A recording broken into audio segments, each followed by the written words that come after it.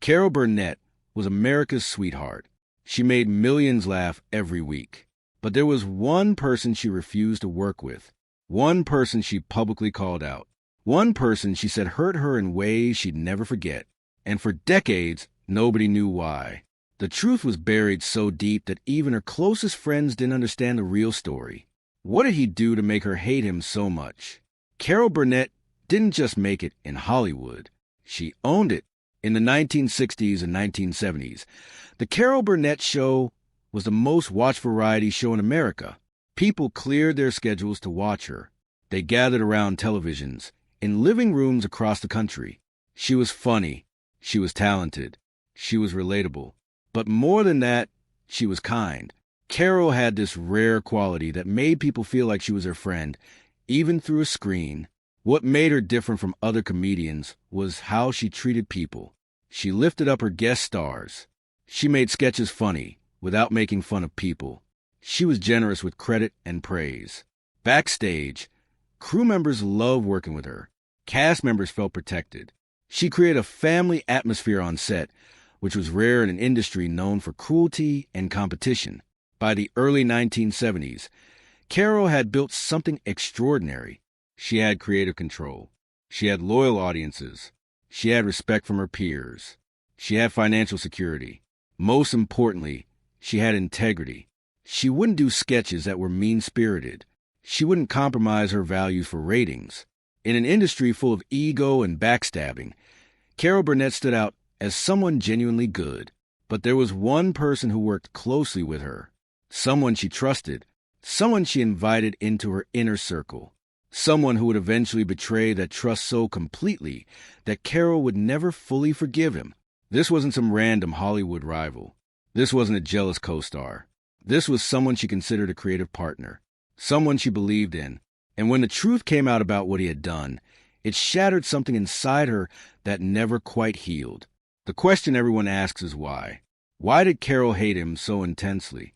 Why did she refuse to work with him again? Why did she speak about him with such pain and anger, even decades later? The answer reveals something darker about show business. It reveals something about loyalty. It reveals something about what happens when someone you trust decides their own ambition matters more than your friendship. The year was 1974. Carol Burnett was at the absolute peak of her power. Her show had won multiple Emmy Awards. She was making millions. Network executives would do anything she asked. She had creative freedom that most actors could only dream about. And she was using that freedom to create something meaningful. Every week, she pushed the boundaries of what comedy could be on television. It was during this time that a writer named Harvey Korman became increasingly important to her show.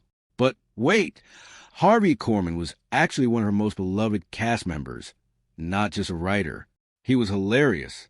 He could make Carol laugh harder than anyone else on set. Their chemistry was electric.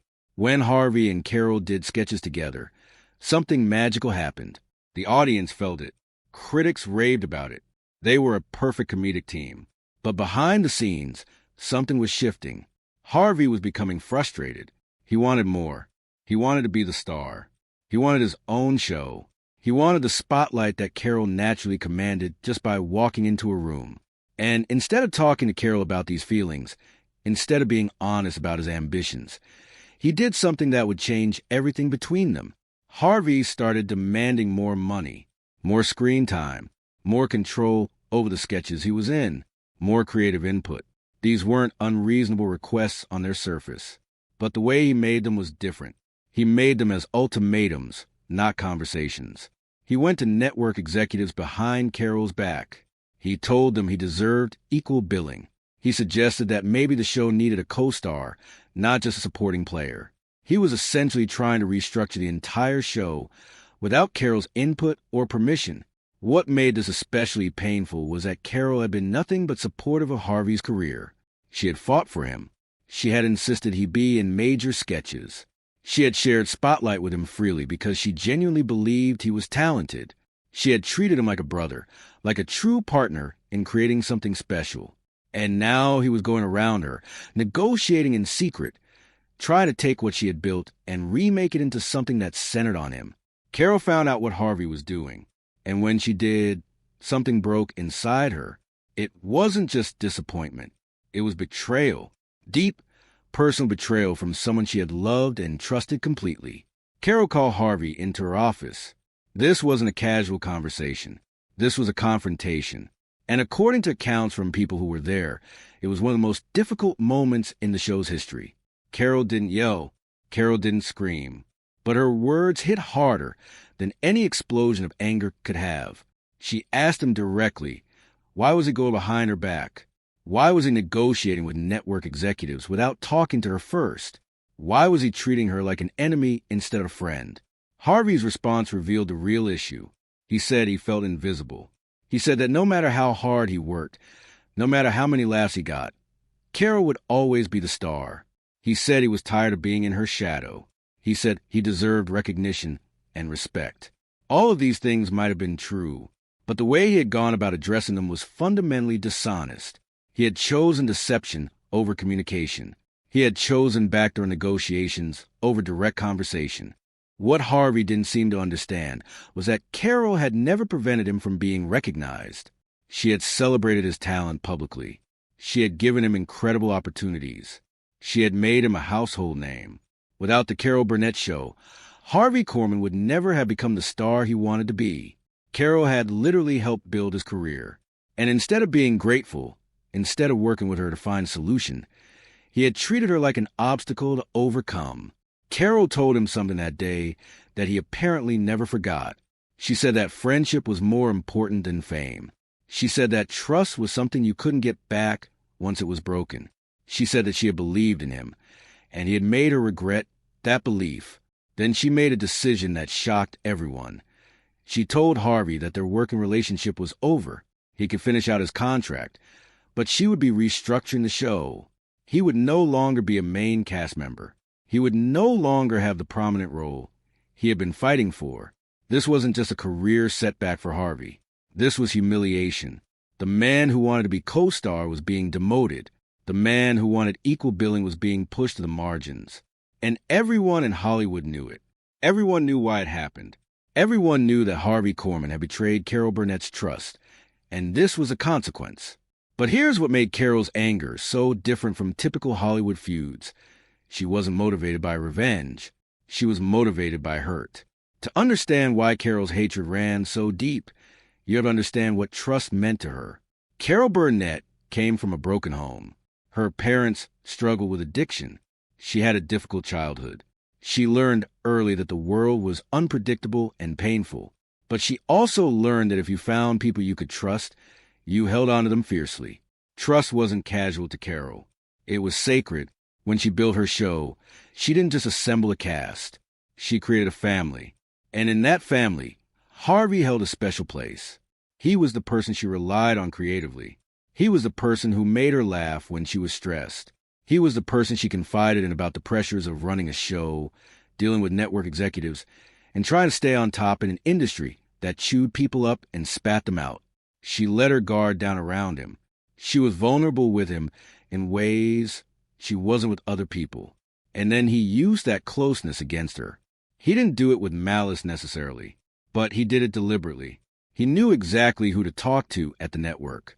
He knew exactly what arguments would work. He knew exactly how to make his case without Carol finding out immediately. He had insider knowledge about how to manipulate the situation because Carol had trusted him enough to share how the business worked. He had learned from her, and then he had turned that knowledge into a weapon. What made this even more painful was that Harvey knew how much Carol valued loyalty. He knew about her difficult childhood. He knew that betrayal was something she had experienced before, something that triggered deep wounds. And yet he betrayed her anyway. He chose his own ambition over her feelings. He chose money and status over friendship she had offered him. In Carol's mind, that wasn't just a professional disagreement. That was a personal attack. The fallout was immediate. Harvey finished his contract, but the magic was gone. The sketches felt strained. The chemistry that had made them so beloved was replaced by tension that viewers could feel through their screens. Cast members were caught in the middle. Some sympathized with Harvey. Others stood firmly with Carol. The show's family atmosphere, The thing that made it special was fracturing from the inside. But what Carol did next surprised everyone. She didn't just fire Harvey and move on. She did something far more powerful. She forgave him publicly, but she never forgave him privately, and she made sure he knew it. Harvey Korman left the Carol Burnett show in 1977. He tried to move on. He got his own variety show. He did guest appearances on other programs. He tried to build a career independent of Carol's shadow. But no matter what he did, the shadow followed him. People remembered him as the guy who betrayed Carol Burnett. People remembered the drama. People remembered that he had wanted more and had gone behind her back to get it. And Carol? Carol didn't pretend nothing had happened. She didn't take the high road of silence. Instead, she spoke about it, carefully, thoughtfully, but with unmistakable pain and anger. In interviews, when asked about Harvey, she would talk about the importance of loyalty. She would talk about what it means to trust someone. She would talk about how painful it is when that trust is violated. She never needed to name Harvey directly. Everyone knew who she was talking about. The entertainment media noticed. They started asking Harvey about Carol. They asked if he regretted what he had done. They asked if he wanted to reconcile. Harvey's responses were defensive. He said he had just wanted what he deserved. He said he didn't regret standing up for himself.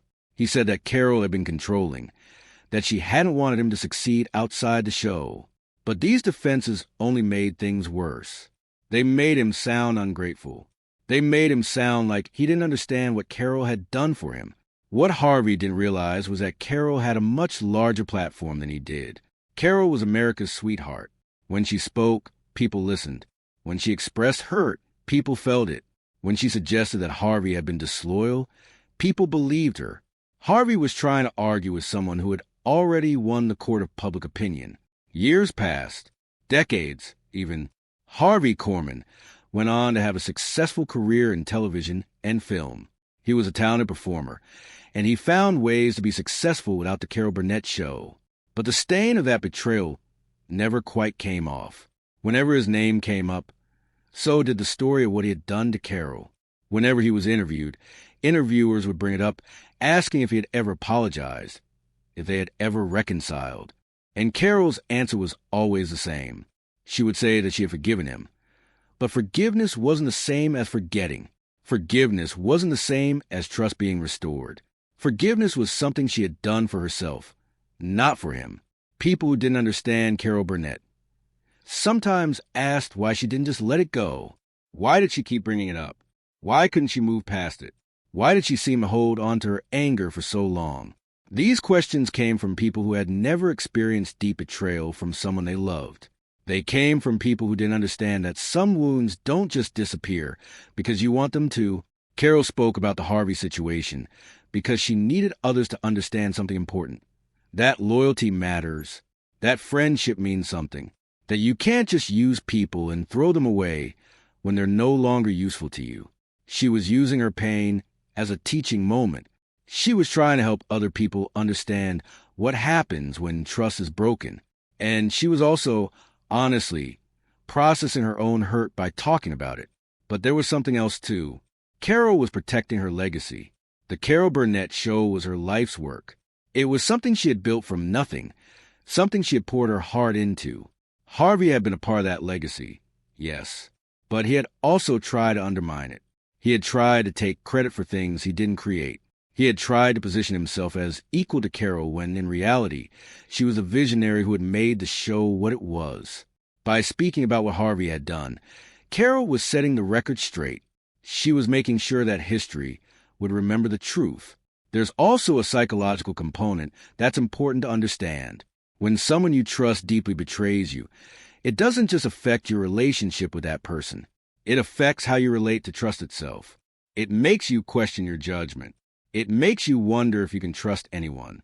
Carol had given Harvey her trust freely, and he had exploited it. That experience changed something in her. It made her more cautious. It made her more guarded. And every time she talked about it, she was reliving that moment of realization, that moment when she understood that someone she loved had chosen ambition over friendship. Some people criticized Carol for not being more forgiving. They said she should have moved on. They said holding on to anger only hurt her. But those people were missing the point. Carol wasn't holding on to anger to hurt Harvey. She was holding on to it because the wound was real. She was holding on to it because speaking about it helped her process it. She was holding on to it because she wanted other people to learn from her experience. And she was holding on to it because, deep down, she never felt that Harvey truly understood what he had done or how much it had hurt her. What Carol Burnett experienced with Harvey Korman wasn't unique to her. It's a pattern that repeats constantly in Hollywood. People rise together. They support each other. They build something meaningful together. And then, when one person becomes more successful, jealousy and resentment set in. The person who is less successful starts to feel undervalued. They start to resent the person who is more. They start to see the relationship as unfair, even if it was built on genuine friendship and mutual respect. But in Carol's case, there was an added layer of pain. She wasn't just dealing with professional betrayal. She was dealing with personal betrayal from someone she had considered family. Carol had opened her home to Harvey. She had invited him into her life. She had been vulnerable with him in ways she wasn't with other people. That vulnerability made the betrayal cut deeper. It made the anger last longer. It made the hurt more profound. The cost of this experience wasn't just emotional for Carol. It was also relational. After what happened with Harvey, Carol became more protective of her inner circle. She was more careful about who she let close to her. She was more suspicious of people's motivations. She had learned that even the people closest to you could disappoint you, could hurt you, could betray you. That's a hard lesson to learn, and it changes how you move through the world. There's also something important about what Carol's public response to Harvey's betrayal reveals about her values. She didn't respond with cruelty. She didn't try to destroy his career out of spite. She didn't say cruel things about him personally. What she did was hold him accountable. She made sure that people understood what he had done. She made sure that his actions had consequences, not in terms of his career, but in terms of his reputation. She showed that betrayal doesn't go unnoticed or unforgotten. And that's perhaps the most important thing to understand about why Carol hated Harvey so intensely. It wasn't because he had competed with her. It wasn't because he had wanted more success. It was because he had done those things dishonestly. He had done them in secret. He had done them while accepting her friendship and support.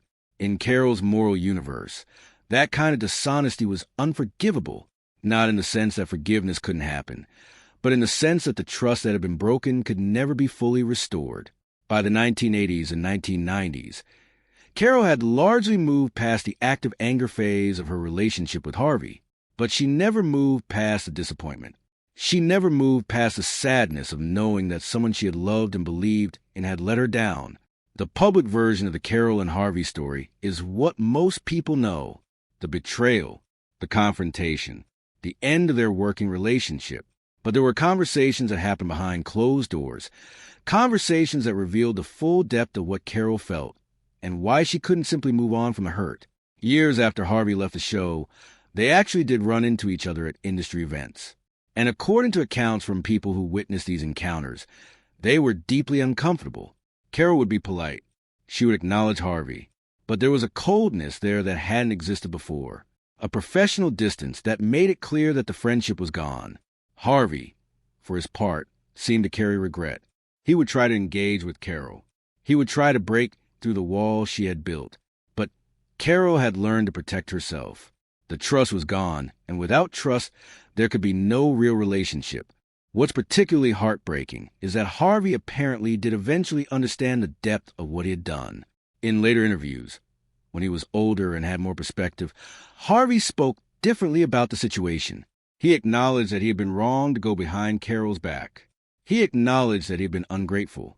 He acknowledged that he had let his ambition override his loyalty.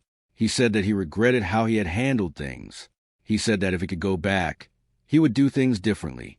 But by the time Harvey came to these realizations, it was too late. Carol had already spent decades processing the hurt.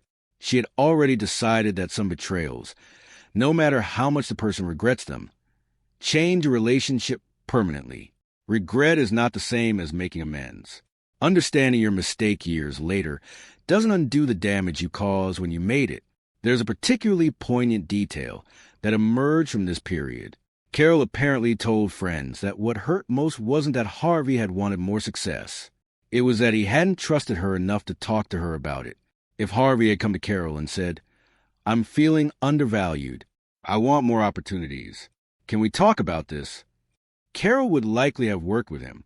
She would have fought for him. She would have found a way to make him feel valued while maintaining her own position. But instead, Harvey had assumed that Carol would stand in his way. He had assumed that she was selfish or controlling. He had made assumptions about her character without giving her a chance to respond. In a way, that was the real betrayal. It wasn't just the going behind her back. It was the assumption that Carol was someone who would prevent him from succeeding. It was a failure to give her the benefit of the doubt. It was a choice to see her as an obstacle instead of as a friend. Carol Burnett lived a long life. She saw Harvey Korman pass away in 2018. She was still alive when he died, still carrying the weight of that old betrayal. And when asked about his death, Carol's response was measured but telling. She said kind things about Harvey's talent. She acknowledged his contributions to comedy. But she never said she had fully forgiven him. She never suggested that his death had healed the wound he had created all those decades ago. That's the real legacy of what happened between Carol and Harvey. It's not a story about two people who had a conflict and moved on. It's a story about what happens when trust is broken so deeply that time itself can't fully repair it. It's a story about the cost of betrayal, not just to the person who is betrayed, but to the person who does the betraying. Harvey Korman's career was successful, but it was always shadowed by that one mistake. He was always known as the guy who tried to undermine Carol Burnett. That label followed him his entire life. But the cost to Carol was different. It wasn't about her career or her reputation. Her career thrived. Her reputation was impeccable. The cost to Carol was emotional and spiritual. It was a loss of friendship she had valued deeply. It was a confirmation of a fear she had carried since childhood, that people you love will eventually let you down. It was a hardening of her heart, just a little bit, against the possibility of that kind of vulnerability again. What Carol's story teaches us is that some things in life can't be fixed with apologies or time. Some betrayals are too fundamental. Some broken trust can't be restored. And that's not a failure on Carol's part. That's not her being unforgiving or holding grudges. That's her being honest about the reality of human relationships. When you betray someone's trust completely, when you make it clear that your ambition matters more than their friendship, you change the relationship forever. Carol Burnett passed away in 2023 at the age of 98. She had lived an extraordinary life filled with laughter, creativity, and connection.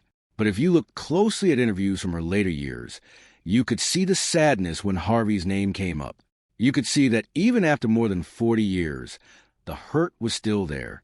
Not as raw anger, but as a quiet, persistent disappointment.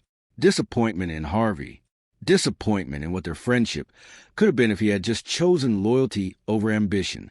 The question that lingers is this: did Carol hate Harvey more than anyone? Or did she simply love him more than anyone, which made his betrayal hurt so much more deeply? Maybe the answer is both. Maybe the greatest hatred comes from the greatest love. Maybe when you give someone your complete trust and they violate it, the anger and disappointment are proportional to the depth of the relationship you thought you had. Carol didn't hate Harvey because he was a bad person. She hated him because he had been someone she believed in, and he had proven her belief to be misplaced. That's a pain that doesn't fade, no matter how much time passes. What do you think Carol should have done differently in this situation? Should she have tried harder to reconcile with Harvey before it was too late? Or was she right to protect herself by maintaining that distance? Leave your thoughts in the comments below.